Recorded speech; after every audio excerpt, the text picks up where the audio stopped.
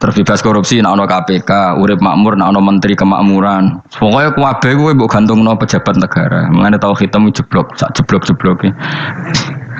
Misalnya rasa sejahtera, saya menteri sosial harusnya gini-gini. Ngono korupsi salah KPK, ngono ana ora keamanan salah polisi. Senengane nyalahno wong. Gue sekali-kali nganggo tauhid. Nah ana adab iku mergo dosa yang sudah kelewat. Ya tapi kan gak mungkin ngomong bernegara gitu. Tapi atas nama iman bahasa kita seperti itu. Kalau atas nama bernegara emang kita butuh polisi, butuh tentara, butuh KPK. Tapi atas nama iman ya tadi kalau kita diberi sanksi Allah itu rata-rata dari bima qaddamat yadaka itu pasti ada salah yang pernah Anda lakukan. Bismillahirrahmanirrahim. Innahum sa'tamne wong akeh haula itu kesewte mengkono-mengkono wong kabeh bikori natima klan korene perkara badau kang sause iki. Kanu ana sapa ngakeh dzakila nalikane den ucapno lagu mare wong akeh. Maksudnya diajarkan disyariatkan apa syariat la ilaha illallah. La ilaha ora ana pangeran kang hak wujud, kang ora ana pangeran kang hak wujud. Nah cara iki kuno kang ora ana pangeran kang wajib disembah iku wujud illallah sause kecuali Allah. Mereka itu adalah orang-orang ketika dianjurkan untuk melafadzkan la ilaha illallah iku yastakbiruna iku sombong sapa ngakeh. Wa yaquluna lan ngucap sapa ngakeh inna latariku alihatina lisairim majrun. Inna ana te kita latariku alihatina dadi wong sing ninggal pangeran kita. Fi hamzatihi iku tetep ing dalam hamzah aina mau te apa wae takut dama kang disi apa mang kados niku kawingi lho tahqiqul hamzaten tasil terus idkhalu alifin. Lisa iren krono penyair majnune kang edan. Maksudnya masa kita meninggalkan ajaran leluhur hanya karena Muhammad sing kata mereka itu syair yang majnun. Lisa iren kedua penyair majnune kang edan. Eli ajli qouli Muhammadin tegese krono muk nuruti omongane Muhammad. Iki jare wong kafir. Qala ta'ala bal jaa bil haqqi wa saddaqal mursalin. Bal jaa balik teko sapa Muhammad bil haqqi kelan barang sing hak kelawan barang sing nyata utawa kelan barang sing abadi. Wa saddaqalan bener sapa Muhammad al mursalina ing wong sing diutus sedurunge Kanjeng Nabi Muhammad. Il jaina tegese ingkang teko kabeh bi iklan hak. Wa wa haqqu alla ilaha illallah ana pangeran kang hak wujud illallah kecuali Allah. Innakum ladzaiqul adzabil alim. Pun kalau terangkan ya, terus mulai nopo, waqalu ya wailana hadza yaumuddin terus sekedap ini asyara bidzalika. Mun kula terangno kiamat ki, soal kiamat itu seru, serausan delok. Nggih, kiamat itu nopo? Seru ya serausan delok. Anjing ben kiamat itu semua orang dihisab, termasuk sampean-sampean barang dihisab. Pertama sing dijaga jelas salat. Jadi kalau masalah ibadah mahdhu itu salat, nah masalah sosial itu asal tidak saling bunuh. Terus kalau terangkan ya, terus ngendikane Rasulullah sallallahu alaihi wasallam ngendikane la yazalul mar'u fi fushatin min dini malam yusib daman haraman. Bapak malih nggih. La yazalul mar'u fi fushatin min dini malam yusib daman haroman. Seseorang itu boleh serilek-rileknya dalam beragama asal dia tidak punya masa lalu mengalirkan darah yang terhormat. Kamane cara Jawa ora tau mateni wong, ora tau mateni wong, ora tau mateni wong mukmin utawa ora oleh mateni wong sing muahad atau mustaman. Ya ada aturannya lah. Jadi kalau sampean urip ora tau mateni wong iku wis cara beragama iku rilek karena fifus satin mintin. Nah tentu mateni itu ada banyak sebab, diantaranya fatwa yang ekstrim, sehingga ulama dulu itu senang diguyon sampai keterusan saiki. Jadi kabeh wong alim khase sering guyon karena memang menghindari omongan penting. Kenapa? Karena sekali omongan penting ini kadang yu'addi ilal fatwa bitaqatul. Takutnya fatwa itu ekstrim, kemudian saling apa? Saling bunuh. Sehingga masyhur itu ada pepatah bahwa statement ulama atau kolamul ulama, penanya ulama itu ahaddu minas sayf, lebih tajam ketimbang apa? Pedang, karena bisa menimbulkan macam-macam. Sehingga dulu banyak ulama kalau bab jinayat itu sudah tidak mau baca bab jinayat. Jinayat itu karena ya takutnya fatwanya itu ekstrim. Ada beda zaman Nabi itu kan enak ya. Sing Kanjeng Nabi mesti bener ya. Musuhnya Abu Jahal CS mesti salah ya. Tukaran saiki wis gak seru. Tukaran duit gue repot. Masih aku musuh sampean ini soalnya bener sampean. Wong ora tau urip ora tau seneng mbok musuhi ku piye ngono dadi. Kan gak penak. Jajal misalnya kiai itu kan mbek santri, wong mesti kan normalnya bela kiai ini, mergo luwih alim luwih bener. Tapi kan cara pandang lha iya sing bener kok mau ngalah kan. Iso wae sing disalahno pangeran iku sing saiki wong tuwa tukaran mbek anak, kira-kira wong nyalahno sapa? Nyalahno wong tuane apa anake? Cara kowe dadi hakim. Wong tua kok wani anak, kualat tuh nomor ya lucu. Ini kan anak kok wani wong. Tapi wong tua kok wani anak, wong tua model opo. Terus anak wani wong tua ya anak model opo. Ya model milenial model. Tapi potensinya itu sama-sama salah. Sehingga ulama itu mulai dulu itu menghindari ngendikan penting itu menghindari. Karena ya tadi takut fatwa itu. Saya ulang lagi ya, jadi seseorang itu selonggar-longgarnya dalam beragama asal tidak pernah membunuh, tidak membunuh darah yang seharusnya tidak terbunuh. Terus kalau masalah ibadah itu Allah ngambilnya sholat. Awwalu ma yuhasabu bil mar'u apa? As-sholat. Pertama yang dihisab itu sholat. Jika sholatnya lolos, maka hisab yang lainnya apa? Ringan. Ya pun ngoten. Terus ada hisab-hisab yang iku lho waca mungkin sampean iso ngantisipasi hisab. Jadi la tazulu qadama Adam atau qadama ibni Adam yaumal qiyamah hatta yus'ala an arba'in. Pertama ditanyakan dari sifat mudanya dihabiskan untuk apa, umurnya untuk apa, hartanya dari mana, setelah mendapat untuk apa. Terus wa an ilmihi madza amila bihi, terakhir setelah mendapat ilmu itu apa yang dia perbuat. Mulane ada orang tua ilmu itu tidak ditakoki wae pangeran ngerti apa takoki. Ilmu iso nglakoni, mboten gadah ilmu ya Gusti. Terus serepet sampeyan. Dunya mboten gadah dunya. Lha apa ning dunya nggih ngentosi mati sing aman niku. Aman napa? Sebab itu orang fakir itu masuk surga lebih cepat timbang orang kaya kacek pinten 500 tahun ketakoki. Dia apa mboten gadah napa-napa. Iso ngaji mboten. Jadi gak perlu pertanggungjawaban mereka napa sekacau kan. Nah, sementing kalau terang ngeten ya. Niki penting rungokno. Mahsyar iku maknane iku nggon giringan. Terus kiai kuno maknane bayangno nggon mahsyar iku maknane tempat dihalonya semua manusia. Terus mauqif itu tempat diberhentikan, napa tempat diberhentikan. Terus di situ Anda innahum mas'ulun, mereka semuanya ditanya, dihisab. Semuanya dihisab. Terus ngendikane Kanjeng Nabi, hasibu anfusakum qabla an tuhasabu. Menghisablah diri kamu sekarang sebelum kalian semua dihisab. Sehingga potensi kita ini umat Islam utamanya sing tahu ngaji-ngaji ini, sampean semua dihisab ini kemungkinannya kecil. Karena ketika kowe ning donya sampean sedanteni kan biasa wis donga Rabbana zulamna anfusana. Jadi ya Allah, saya ini benar-benar mendolimi diri kita sendiri. Karena tujuannya hisab itu taubah. Taubah itu mempermalukan mereka di depan umum. Saya ulang lagi ya. Jadi semua hisab itu taubihan, mempermalukan mereka di depan umum bahwa mereka orang yang buruk. Sementara kamu di dunia sudah sering ngaku orang buruk. Saya ini wis roh wong akeh maksudnya ini kan. Jadi kayak ngakuin apa Rabbana zalamna anfusana. Sehingga ngendikane Kanjeng Nabi sebuti hasibu anfusakum qabla an tuhasabu. Menghisablah diri kamu sendiri sebelum nanti kamu benar-benar dihisab. Sehingga umatnya Rasulullah itu kemungkinan kena hisab itu kecil sekali karena tadi sudah terbiasa menghisab dirinya sendiri.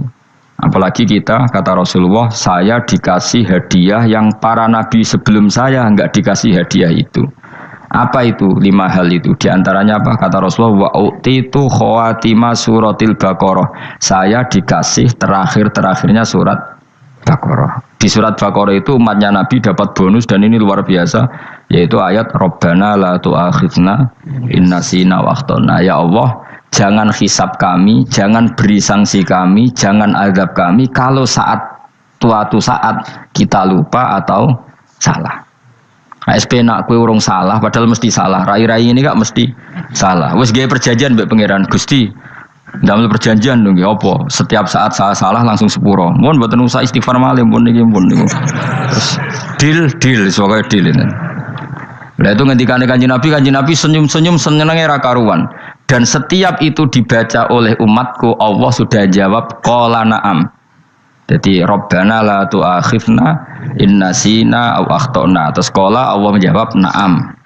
Terus Rabbana wa la tahmil alaina isron kama hamaltahu 'alal ladzina min qablina. Nabi Muhammad jawab, Allah menjawab na'am. Sampai terakhir wa'fu anna, Allah jawab na'am. Kemudian para kiai itu punya kiat supaya umatnya itu hafal itu. Terus jadi bahan tahlil itu masalah ya. Faminhum ya faminhum. Sing tahlil ya ora paham, sing kritik ya ora paham. Alhamdulillah itu mesti padha-padha ra kena hisab. Mergo padha-padha ora napa? Paham. Dadi ora ana barokah kaya goblok wis barokah tenan.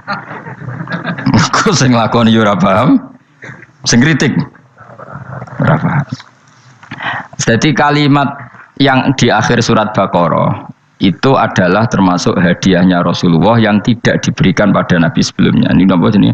U'titu khawatima suratil Baqarah. Saya dikasih akhir surat Baqarah. Gini ku setiap doanya umat Nabi Allah jawab napa? Na'am. Jadi ya Allah la tu'akhidna, jangan kasih sanksi kita innasina au akhtona. Allah jawab na'am. Itu satu. Terus kedua, umatnya Nabi itu kalau dosa itu tidak perlu prosedurnya harus istighfar.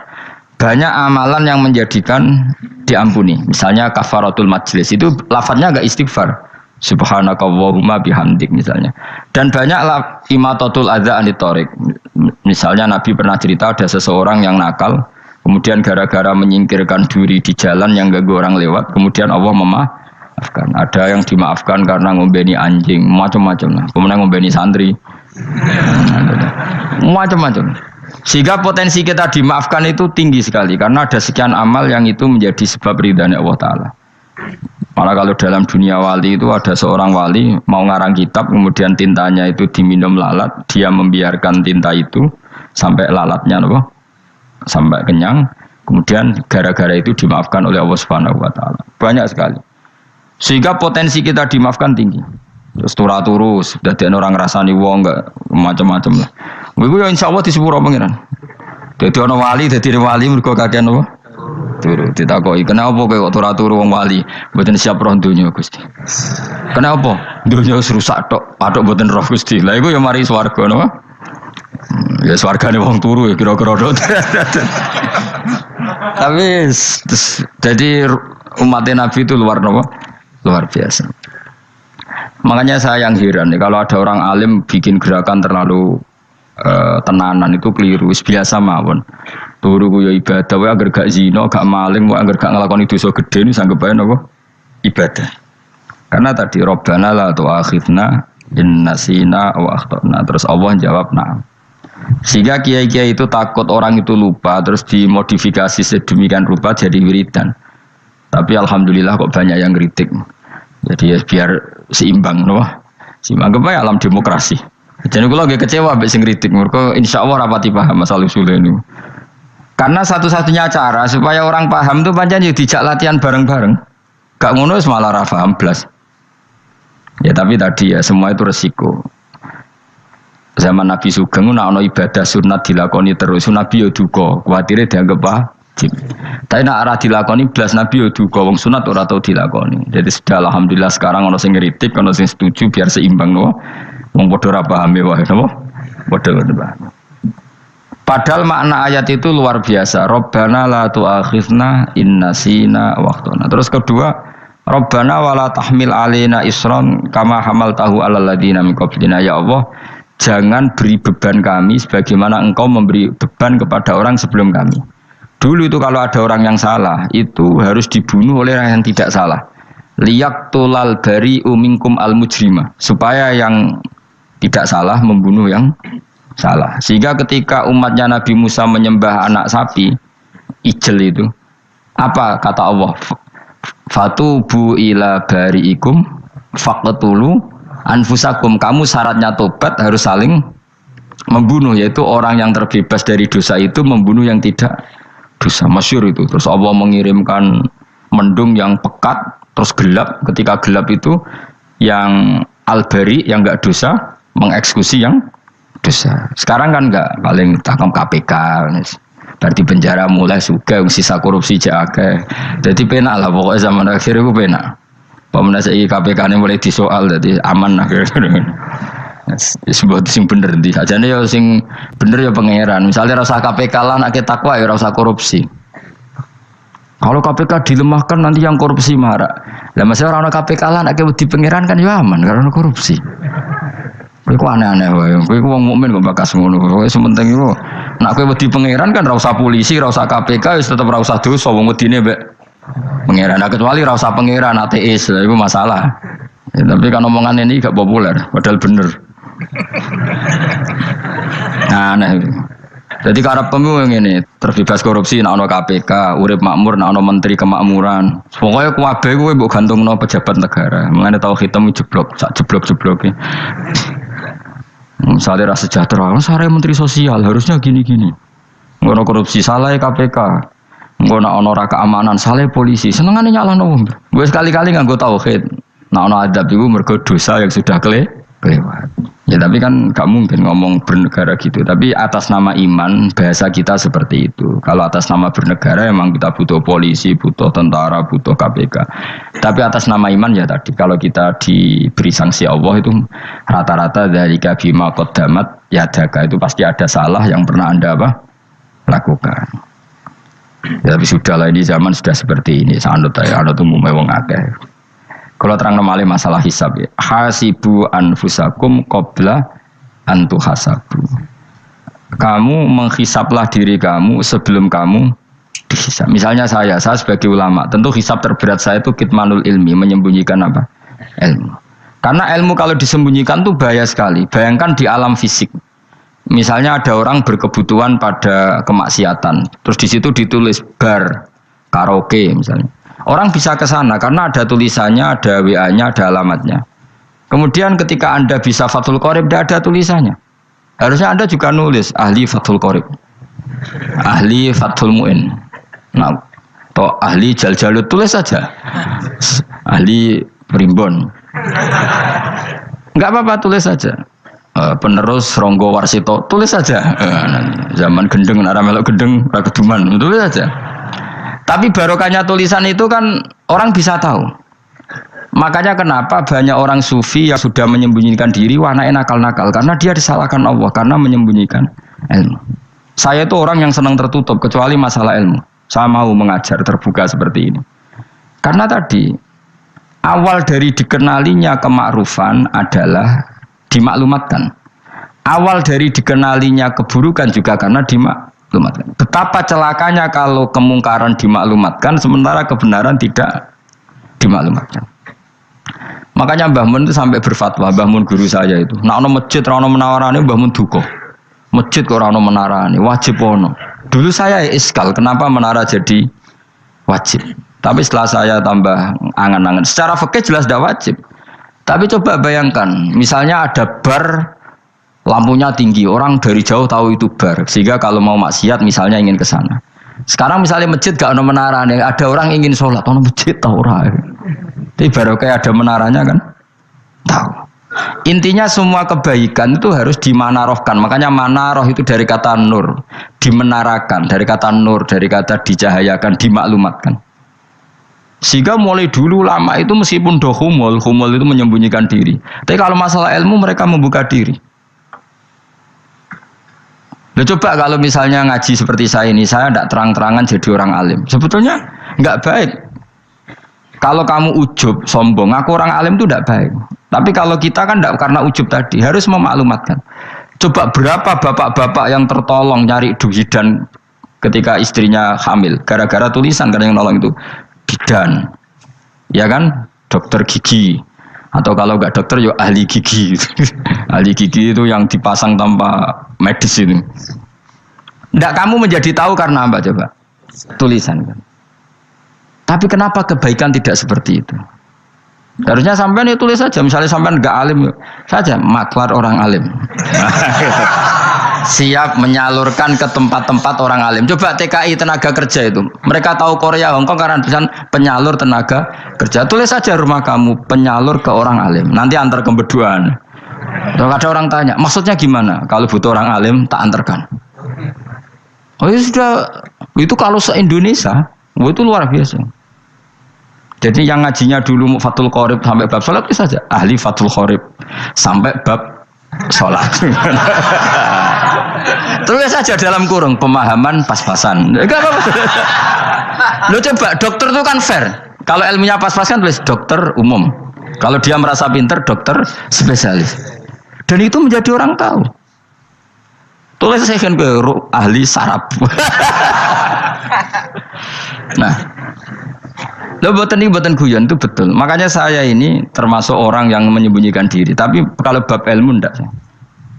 Sehingga nyun sewu saya ada sombong banyak Gus-Gus alim yang ngaji saya Jamul Jame, ngaji Mahali. Padahal itu kitab tersulit di pondok. Tapi gara-gara saya sering cerita, saya pernah ngaji Jamul Jame sama Mbah Mun. Saya pernah mentakriri kitab ini. Hanya banyak yang ngaji saya. Kalau tanpa itu kan mereka tidak tahu. Ya sama nggak apa-apa kalau menyaingi saya. Tulis saja di rumah kamu ahli Jamul Jame. Barang diparani ahli apa? Ahli jilid. Maksudnya kalau kitab kamu rusak bawa sini.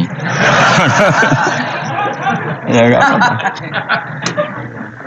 Nah, sehingga syarat utama jadi nabi itu sebetulnya memaklumatkan diri. Ya saya ulang lagi. Pertama nabi jadi nabi syaratnya apa? Memaklumatkan diri. Sehingga pertama beliau jadi nabi naik gunung Sofa, kemudian ya maksara Quraisyin halummu ilayya, wahai orang Quraisy kesini. Terus Nabi mulai manggil satu-satu, ya Bani Abdi Amanaf kesini, ya Bani Fihr kesini. Terus saya ini adalah An-Nadhirul Mubin. Saya sekarang diangkat jadi Nabi. Terus Abu Lahab marah-marah, tabban laka ya Muhammad, alihada jama'tana. Muhammad kamu itu orang sial, kita enak-enakan tidur gara-gara kamu manggil kita datang. Ternyata hanya untuk urusan seperti ini. Makanya terus ada tabat yada abi labi watab. Tapi yang iman kemudian tanya, Muhammad kalau kamu setelah jadi Nabi, misinya apa? Saya diutus Allah untuk kamu menyembah Allah, tidak boleh menyekutukan Allah. Dan Allah memerintahkan kamu afaf. Afaf itu meninggalkan zina, meninggalkan maling, gini-gini. Coba kalau Nabi tidak memaklumatkan diri. Jadi Nabi sekelunak-kelunus. Ketemu wong monggo nggih.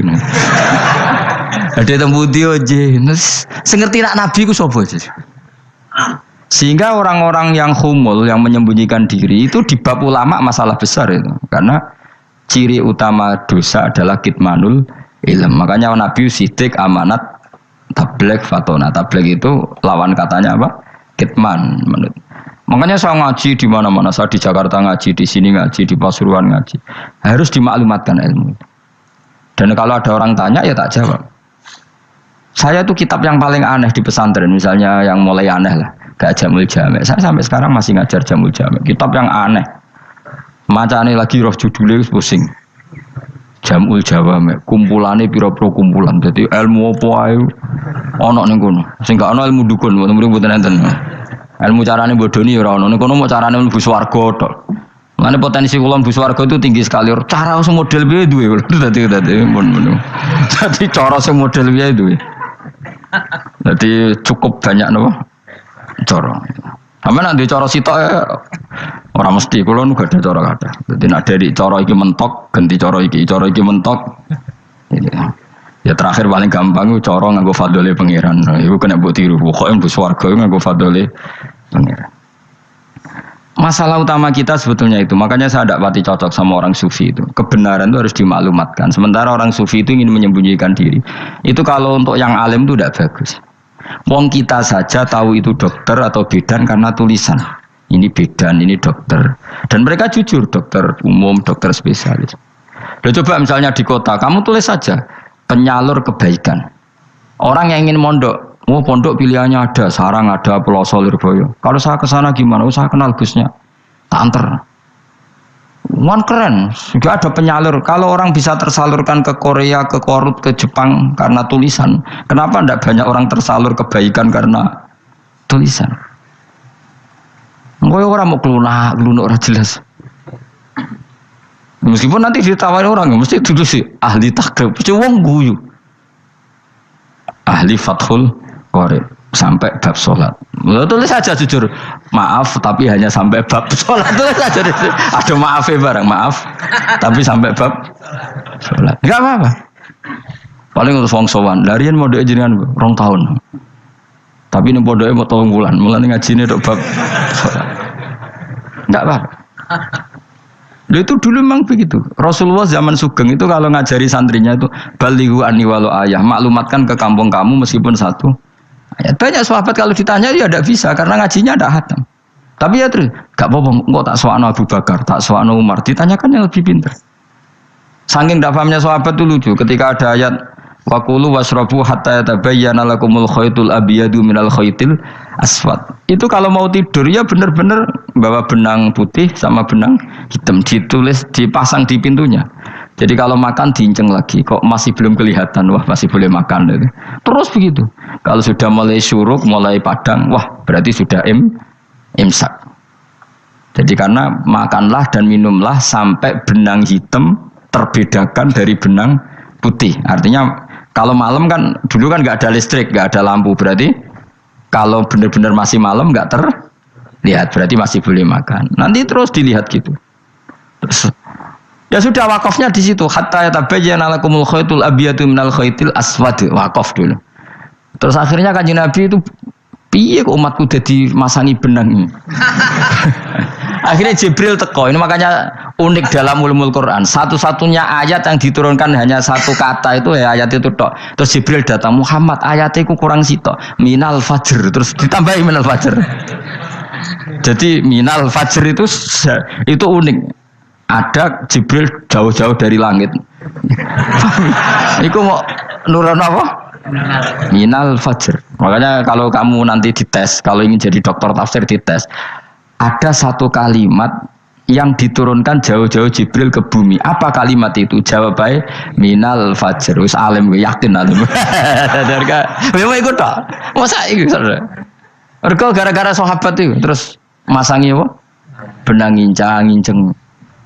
Akhirnya minal fajr. Baru mereka tahu maksud fajar, maksud apa? Benang hitam artinya malam, benang putih artinya fajar. Sodik sudah menyingsing. Semenjak itu sudah ada benang-benangan karena jadi orang-orang ngono mat maksudnya iki kurang sithik terus turun apa? Minal fajar ya. Jadi nanti kalau sampai latihan tes jadi dokter apa? Tafsir. Ayat mana yang diturunkan hanya satu kalimat atau satu kata aja apa? Minal fajar. Itu lolos langsung dokter. Pun pinter. Ya pinter ngerpek maksudnya orang tinggal. Lah nanti hubungan kita dengan Allah ya seperti itu. Sejauh mana kita memaklumatkan Allah, sejauh mana kita mengkampanyakan Allah.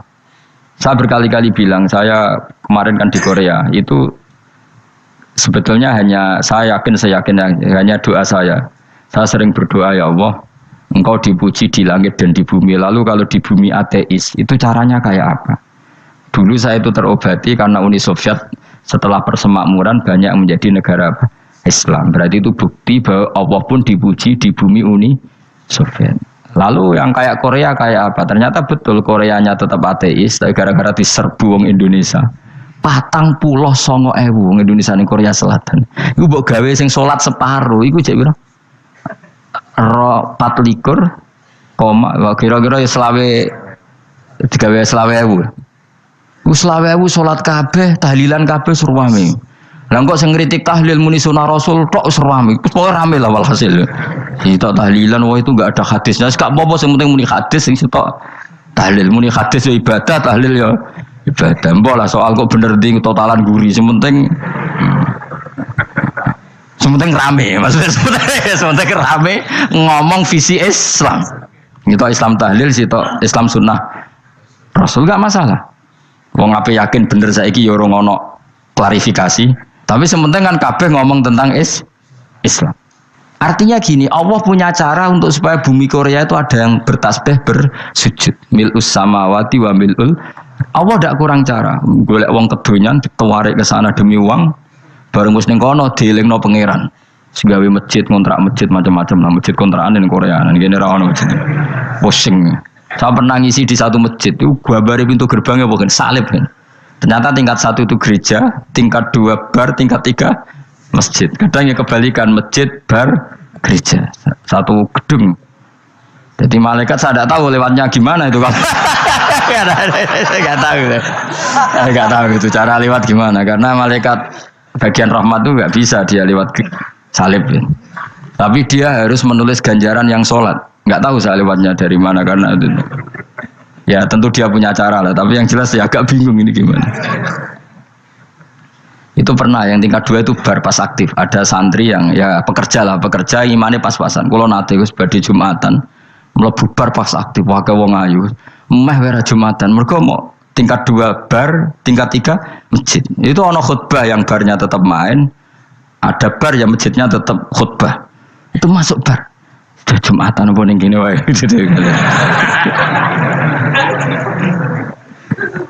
Akhirnya ya di situ beberapa menit terus ada komat Jumatan. Dosa ta Gus ini. Ya aku muni. Ya segelem Jumatan ku apik. Wong wedi dilakoni kok takok dosa ta Gus. Oh raimu kadung lakoni kok takok. Artinya gini, Allah punya cara untuk menyebarkan Islam di Korea. Sama seperti Allah punya cara untuk menyebarkan Islam apa? Di Indonesia. Dulu orang Gujarat, Punjab, ya sejarah ini menurut saya ya tetap sebagiannya benar. Meskipun tidak seluruhnya benarnya sejarah Islam masuk Indonesia rata-rata orang kan menulis pedagang Gujarat, India ke Indonesia dagang karena mereka mukmin akhirnya juga menyebarkan apa? Islam. Itu jelas nyata. Meskipun tidak semuanya seperti itu karena ada yang dibawa Yusuf Baros itu yang muridnya Sayyidina Ali itu. Terus juga ada yang dibawa beberapa habaib dari Yaman langsung ke Indonesia kayak yang di daerah Tuban itu kan langsung habib-habib dari Samarkand langsung ke mana?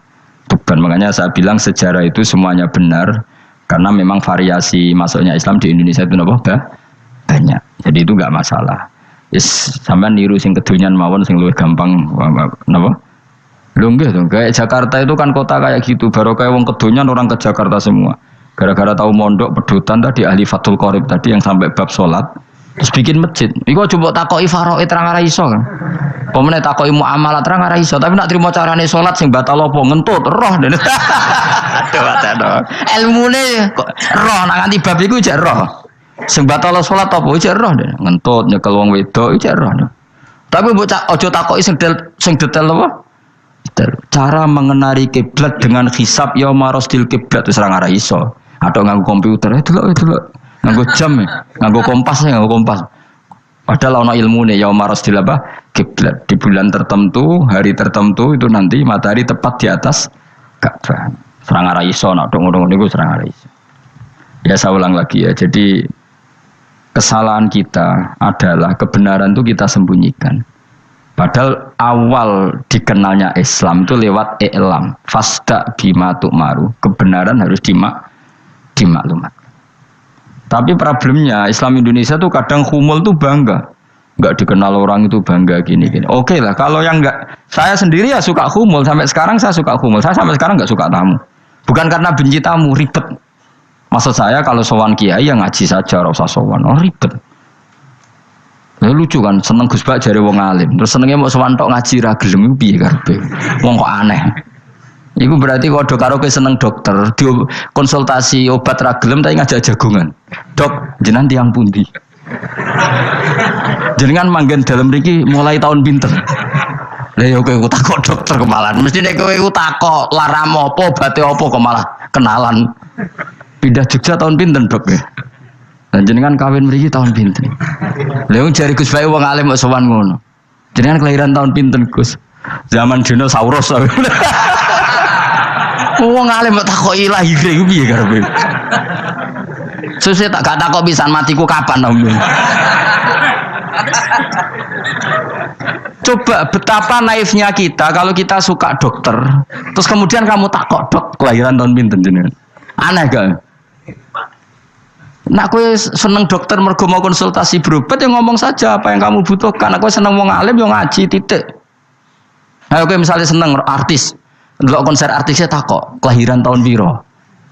Gak penting artis ayu mbok delok seneng wis sudah gitu aja. Ora wong alim yo ngono ngaji seneng. Yang kadang wong Jawa lucu, seneng wong alim sowan terus takok-takok. Maneh iku dudu obatno ngono, yakin. Maksudnya bu sing profesional, maksudnya sing rontok bener sidik lah, jadi wong aja bener nemen-nemen gak mungkin, wis pokoknya bener sidik-sidik.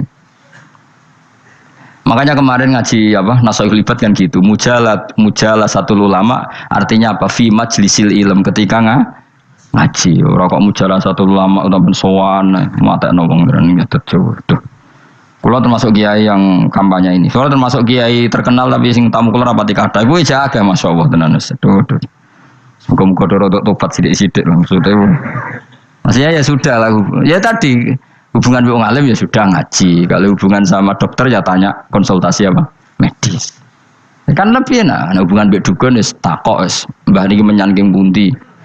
Kok jenengan dermemel nglafadzno apa sing kalimate sing jelas kena apa nak dermemel mandi nak jelas kok ora mandi ku piye takono aku ya guru pun mbek dukun wong kalimate ra jelas kok mandi nak jelas gak mandi kok nak jelas kita bodoni ne ayo guru mantra iku mesti gak wae rungokno tenanan kalimate terus ra jelas dukun-dukun dulu. Ya kok mandi, nak jelas malah mandine tenan ora ya ora. Ya saya ulang lagi ya. Jadi sebab itu di Quran sering ada kata i'lamu, kenalilah, ketahuilah. Jadi awal dari agama ini adalah harus tahu. Maka menyangkut harus tahu ini lalu Allah bikin media. Media itu apa saja. Tapi lalu kita bisa berdebat tentang media, itu yang kita tidak tahu nanti hisabnya di depan Allah Subhanahu wa taala. Saya sampai sekarang itu nggak tahu, nggak pernah bilang halal, nggak pernah bilang haram. Misalnya gini ya buat ini dengerin ya. Di Korea ini sering teman-teman cerita. Ada beberapa majikan yang baik sama umat Islam, yang bekerja Muslim. Itu kalau dipamiti sholat kan, Pak majikan saya mau sholat. Sholat itu apa? Mereka bilang dengan bahasa analogi di Korea, pokoknya sholat itu sembahyang. Ketika sholat itu ditanya sama orang Korea, loh kamu itu sembahyang kok tidak ada patungnya? Karena pengetahuan mereka yang namanya sembahyang itu ada patungnya. Ada yang baik, apa sekalian tak belikin patung? Jadi wong Islam pas sholat tuh didelok ngarepe dhuwure kok gak ono patung. Ono sing ape sujud tuh digambarno salib. Mergo dekne denger-denger kalau karena tidak tahu Islam itu apa. Sementing ada personifikasi Tuhan. Ada lagi ini yang agak ngeri. Ada pegawai Garuda karena dia agak terpelajar waktu sholat dia sholat sama krunya di mall. Itu langsung security mall nelpon polisi. Ini ada ritual teroris gitu. Jadi sholat itu dianggap mukadimah sebelum ngebom. Jadi ritual. Pertanyaannya adalah karena mereka tidak pernah ngerti sholat itu kayak apa. Dan kadang-kadang orang ngerti bahwa sholat itu adalah ritual umat Islam itu lewat media. Media itu bisa berita, bisa dokumenter, bisa apa saja. Kita tidak pernah tahu cara Allah mengertikan. Seperti kita tidak pernah tahu madzhab Mu'tazilah, tahunya itu dari kitab-kitab ahli sunnah wal jamaah.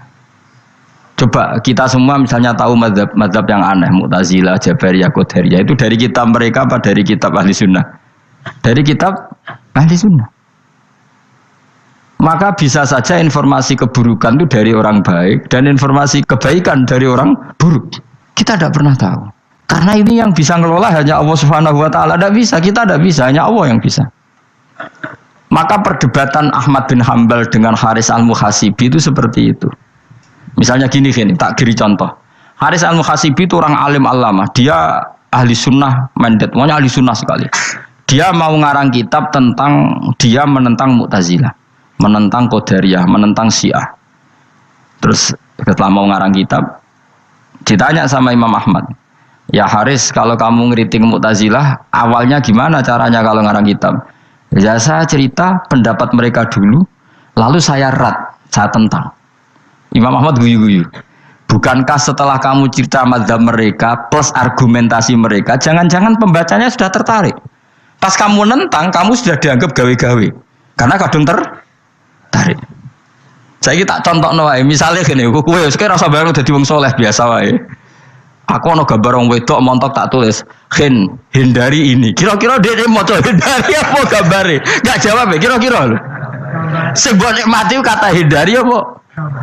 Sing mbok eling-eling kalimat hindari apa gambare? Kira-kira. Padahal tulisannya apa? Hindari bahaya ini. Bahaya ndi terus didelok. Terus sing dieling-eling ora hindarine tapi sama. Pendapat Mu'tazilah itu ada yang menarik. Misalnya gini, menurut Mu'tazilah, seseorang masuk neraka ya karena amalnya, masuk surga ya karena amalnya. Apa artinya kalau masuk surga karena fadlnya Allah? Lalu gunanya amal apa? Mungkin pembaca kan tuh, wah ini proporsional ini. Gak ada ahli sunnah, jadi bus warga mereka fadlnya pangeran. Kok enak? Lalu gunanya amal apa? Padahal dia tahu pendapat Mu'tazilah itu dari kitab itu, kitabnya orang ahli sunnah. Gak pernah tahu kita. Ya saya ulang lagi, itu kan ibarat kayak KUHP. Kamu baca KUHP draft, terus kamu cocok. Kamu mesti nyalahkan yang demo. Atau baca buku selebaran orang demo, kan terserah kamu. Kamu kan punya akal, kan tetap milih. Tetap milih.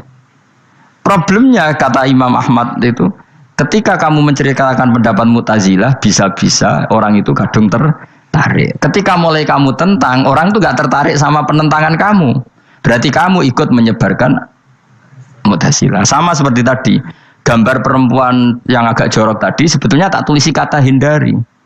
Padahal Rukinus gak tahu eling wong wedok gara-gara tak kei gambar hindari bahaya ini malah jadi eling. Ora eling tulisane eling. Nah, hakikat saya ini penyebar kata hindari apa penyebar gambar itu? Coba.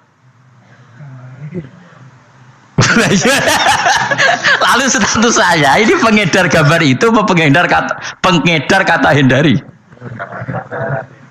Lah iya yang mengedarkan kata hindari tapi yang mengedarkan. Nah, sama sekarang pertanyaannya, kalau kamu ngarang kitab anti Mu'tazilah itu sebenarnya pengedar mazhab Mu'tazilah apa penentang? Ya pengedar juga karena umat tahu dari kitab kamu. Dong toh. Lah ya mulane ku dadi perdebatan, mergo kaya iya kaya ora. Juga tuh gale gini misalnya. Kamu jangan milih presiden yang dari militer, itu pasti keras, tegas, terus kaku. Ternyata pembaca itu wataknya militer. Lu cari yang begini, pusing kan kamu. Agak suka presiden sipil, nggak tegas. Padahal kamu nulis itu untuk menggiring orang milih presiden. Jangan milih yang militer, pasti tegas, nggak demokratis, nggak nerima pendapat. Ternyata pembacanya suka saya punya pemimpin yang tegas. Habis kamu kan? Yang tahu hati orang itu siapa? Makanya ketika kitab ahli sunnah dipenuhi dengan cerita-cerita madzhab Mu'tazilah, itu sebetulnya kamu itu pengedar apa penentang? Itu pertanyaan Ahmad bin. Akhirnya Imam Haris Al-Muhasibi bilang gini, enggak maksud jenengan itu ngelarang apa dukung. Pokoknya mangkel. Dari Imam Haris, yo aku pokoknya ngomong ngono ae pokoknya. Terus akhirnya Imam Yus nah ngoten kita arah jenengan mboten sedo ngarang. Makanya Haris Al-Muhasibi akhirnya enggak mengarang kitab itu. Dia sebenarnya pernah rencana Kitabul Firaq fil Islam. Dia mau ngarang kitab kelompok-kelompok dalam Islam. Ya coba mau apa coba? Misalnya kamu bela tahlil, nasibnya juga seperti itu. Hujahnya tahlil, ini. Terus hujahnya penentang tahlil. Yang bisa mengendalikan pikiran pembaca siapa? Ternyata dia tertarik sama pikiran penentang. Lucunya yang menceritakan kamu, pengagum tahlil. Kan tidak pernah tahu. Mana nak cari ceritanya Mbah Mun lucu. Mbah Mun itu mondok Lirboyo. Itu di Bandar Kidul akeh wong ayu.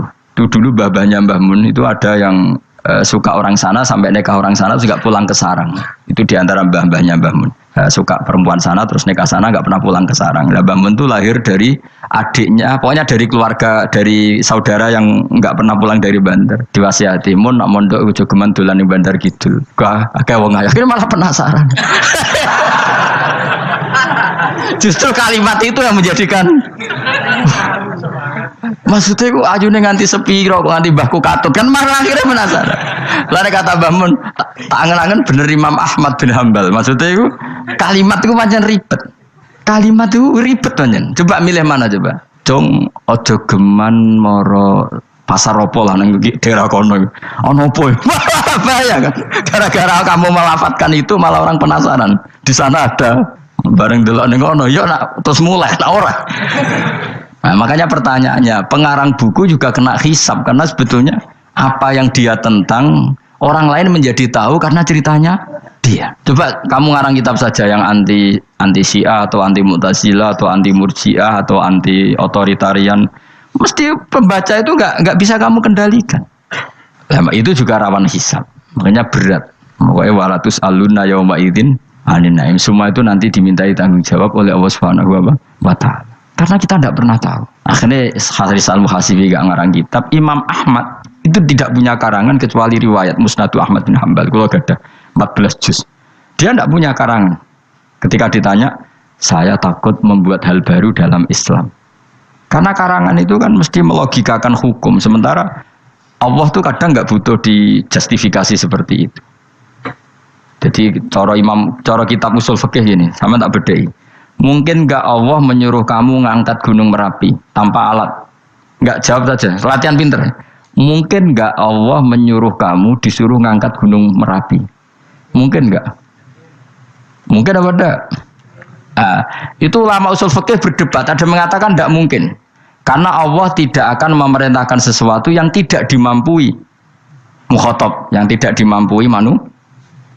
Masuk akal. Kaul kedua mengatakan mungkin. Butuhnya Allah itu mau wong muni yo tok nurut. Senajan to gak mungkin. Ayo Hen, Gunung Merapi angkat Hen. Nggih Gusti, siap. Langsung melayu mara. Muwi Allah wis seneng wah nurut aja iki. Tapi ya kemungkinan cek goblok ora takok sik.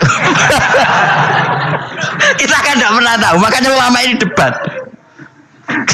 Kira-kira nak Hen Gunung Merapi angkat. Potensinya kan dua, kowe langsung melayu apa ngangkat. Potensinya kan kok goblok kayak ngono ora takok. Bicarane kok. Tapi ya mungkin dilembek pangeran. Cek nuruti ora paham-paham lah melayu.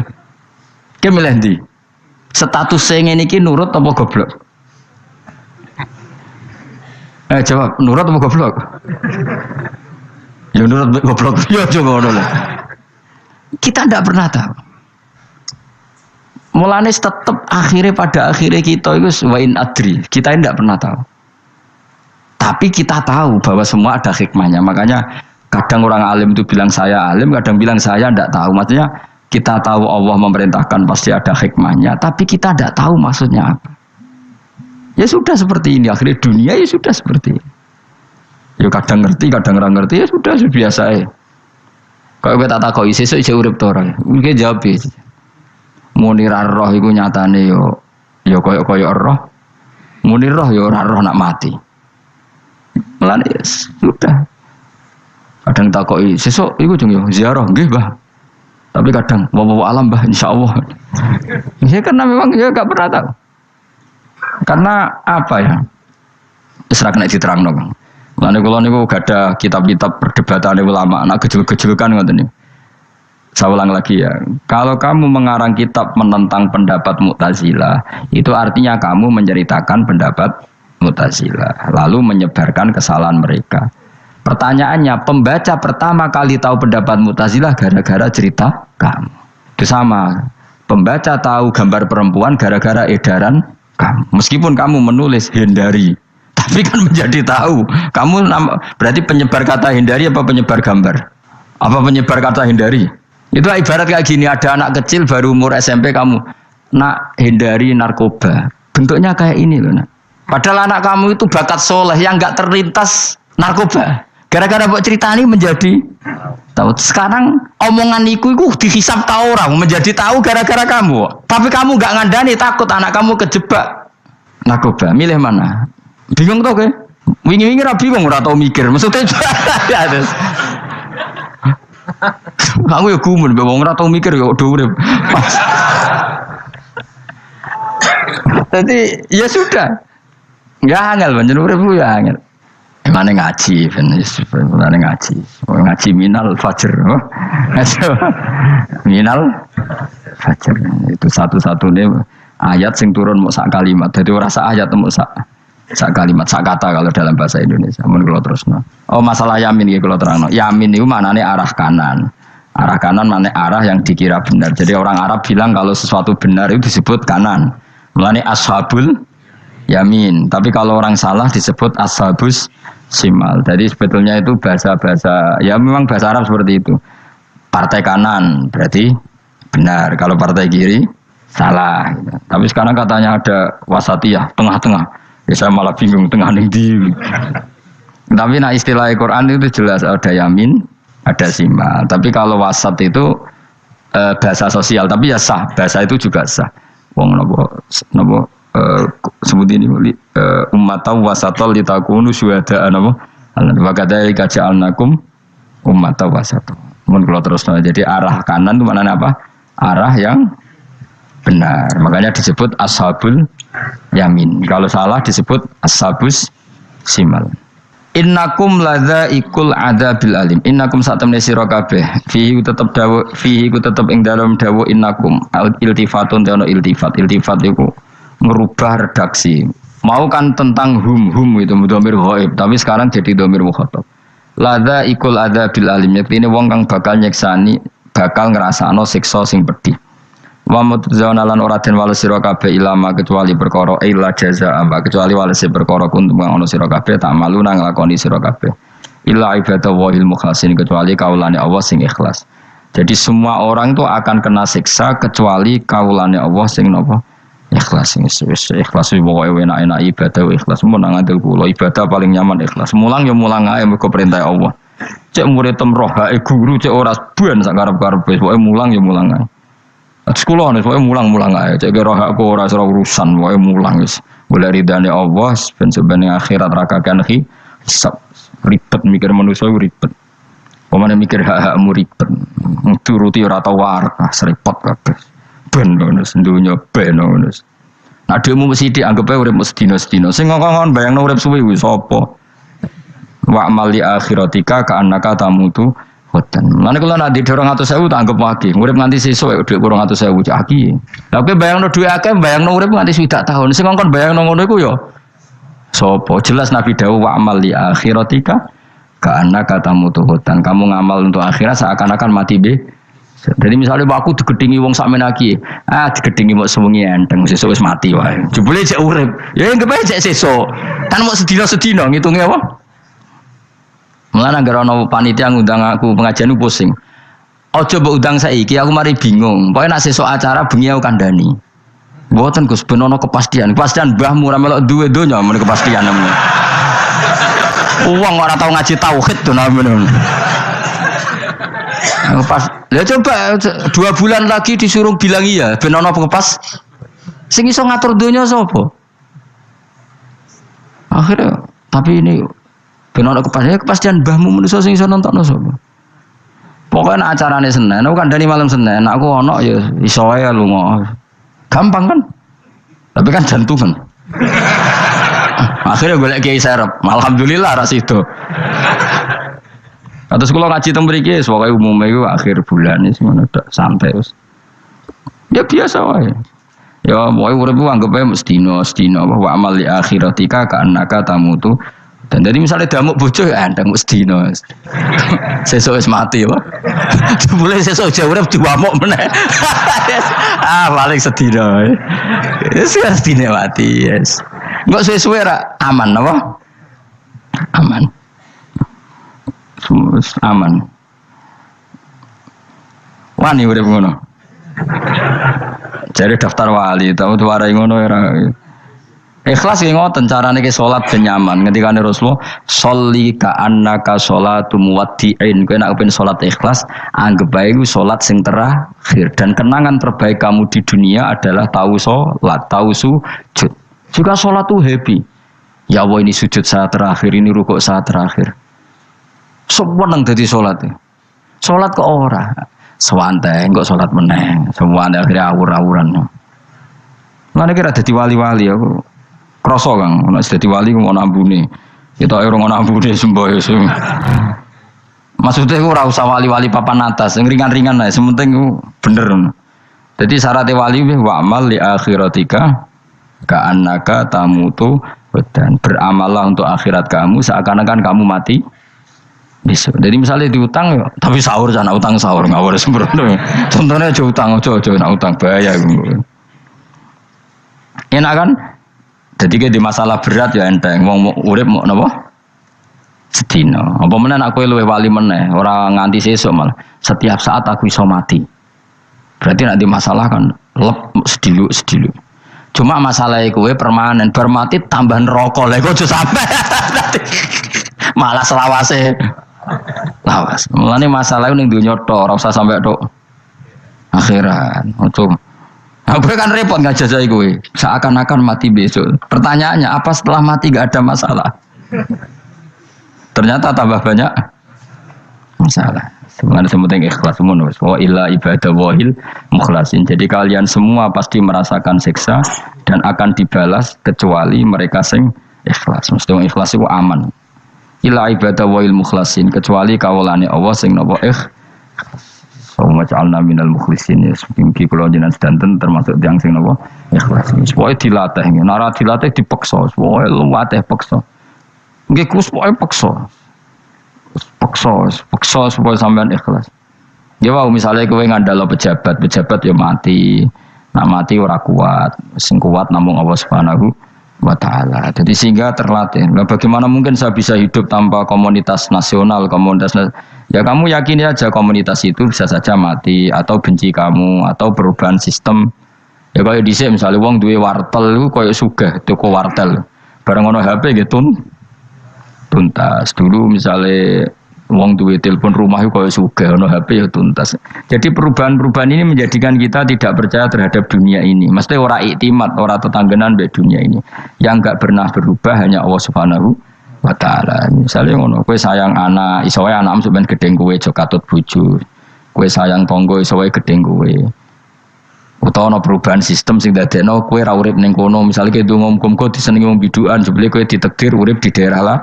Enggak pernah tahu. Yang mesti abadi namung Allah Subhanahu wa ta'ala. Semalane illa ibadah wahil mukhlasin. Kecuali kaula-kaulane Allah sing mengikhlaskan amal hanya krana Allah Subhanahu wa ta'ala. Ail mukminina tegese pira-pira mukmin. Uti dawuh iki istisna mungkotion kang terputus. Dzikra jazaohum. Utawa ngene, dzikru jazaihim mutawi nutur piwalese para al-mukhlisin fi qouli ta'ala ulaika lahum rizqum ma'lum. Ulaika te mungkon-mungkon sing ikhlas ulahum tetep kedhe ulaika fil jannah rizqun utawi rezeki maklumun kang wis ditentokno bukrotan ing lembut besok wa asyan waktu sore. Rupane rezeki apa fawakihu iku pira-pira buah-buahan badalun dadi badal au bayanun utawa menjelasno rezeki maring rezeki. Bahwa tekang aran fakihah utawa utawi arizku merupa fawakih ma perkara. Yuk kalau kang den pangan apa mata lagi dan krono enak-enakan lali hifdzi sihatin. Ora kok krono jaga kesehatan. Jadi ning swarga iku mok sifate pakanane mung enak-enakan tok, ora ana makanan pokok. Mergo makanan pokok kowe mangan beras ning Indonesia kan nggo ketahanan fisik. Sementara di surga tidak perlu ketahanan karena dijamin fisik kamu abadi. Paham bisa ulang lagi ya. Kalau di dunia kan kowe butuh mangan pokok supaya mempertahankan fisik. Karena fisik kamu rawan rusak kalau tidak makan makanan pokok. Sementara di surga fisik kamu tidak mungkin rusak sehingga tidak perlu makanan sing pokok. Kabeh sifatnya makanan mau gue enak-enakan tok. Ora perlu lali hifdzi